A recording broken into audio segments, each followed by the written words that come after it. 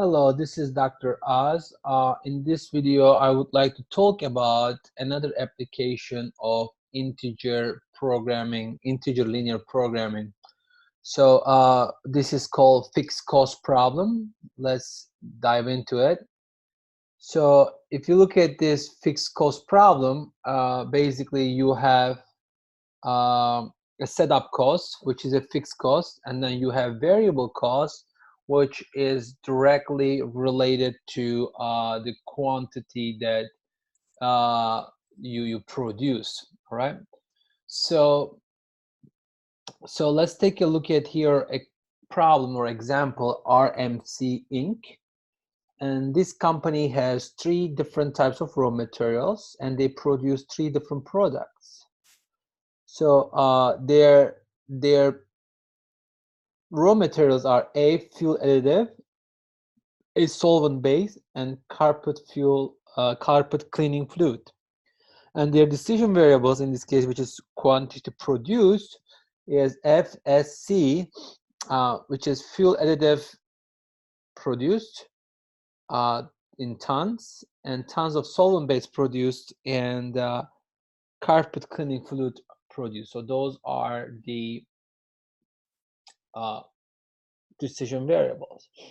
So let's say in this problem, this is a maximization problem. I'm trying to maximize the profit that I generate, and every F that I produce, I will make 40 bucks. So 40F.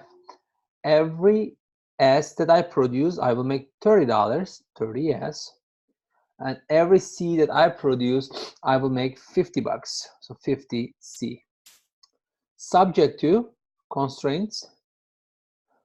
So material 1, material 2, and material 3 constraints. I have 3 constraints. Material 1, material 2, and material 3 constraints. Again, this could be any product that we produce, and as long as it has ingredients or subcomponents. So every material 1 is used by my F. If I produce F, every ton of F will require 0.4 tons of material 1. Every ton of S will require 0.5 tons of material 1, and every ton of C will require 0.6 tons of material 1. So I have only 20 tons available for me for the material 1. For material 2, I have only 5 tons available for me, and material 3, I have 21 tons available for me. All these constraints are less than or equal to constraints because that's maximum that I can use. F doesn't require any material 2. However, S will require 0.2 tons. Every ton of S will require 0.2 tons of material 2.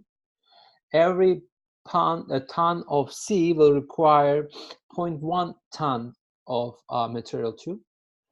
And every ton of F will require 0.6 tons of material 3. Every ton of S will require 0.3 tons of material 3.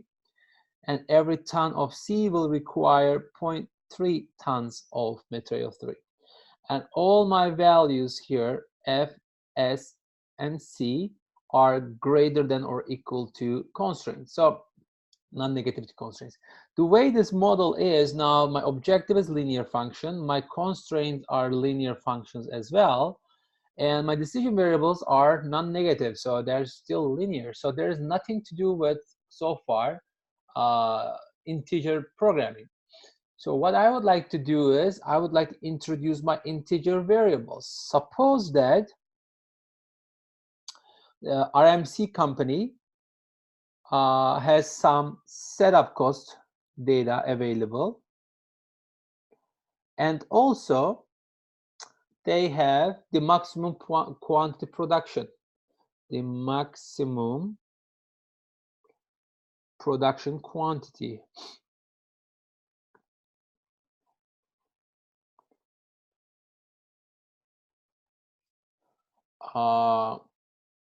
available. And in this case, I have binary variables now. That first binary variable is SF, which means it's going to be 1 if the fuel additive is produced. Otherwise, 0. All right. So let's define another one here, SS, and another one, SC. So SS will be 1 or SC will be 1 if the solvent base is produced, 0 otherwise. SC will be 1 if the carpet cleaning fluid is produced, otherwise 0.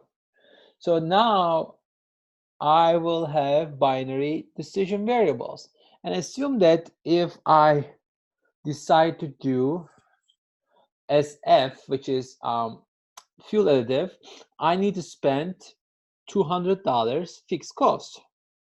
If I decide to go with SS, I need to spend upfront $50 fixed cost. And if I go with carpet cleaning fluid, I need to spend $400 upfront for these constraints, for these decision variables. And also, let's say I have maximum availability, which is, let's say, for SF, the maximum I can produce is in tons, 50. So less than or equal to 50 tons. And SS is less than or equal to 25. And SC is less than or equal to 40 tons. So I cannot produce infinite amount because I have capacities. So if I put all these things together with my initial linear program, with my integer binary variables, this is how it will look like. So this is still a maximization problem. The first part is exactly the same. I will make $40 for every ton of F produced. I will make $30 from S. I will make $50 from C. However, now if I decided to go with SF of F production, I have to spend upfront $200. So that's a negative number. And if I decide to go with SS, one time only, I need to spend $50. And if I go with SC, I need to spend $400. So my objective function changed a little bit here, as you see.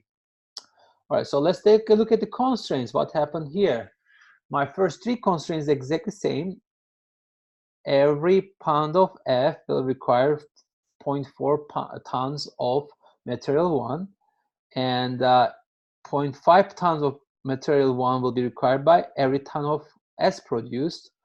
Every ton of C produced will require 0.6 tons of material 1. So this is less than or equal to 20 tons for material number 1. And for material number 2 and material number 3, I have similar constraints as we talked about. So 0.2 S plus 0.1 C is less than or equal to 5 tons.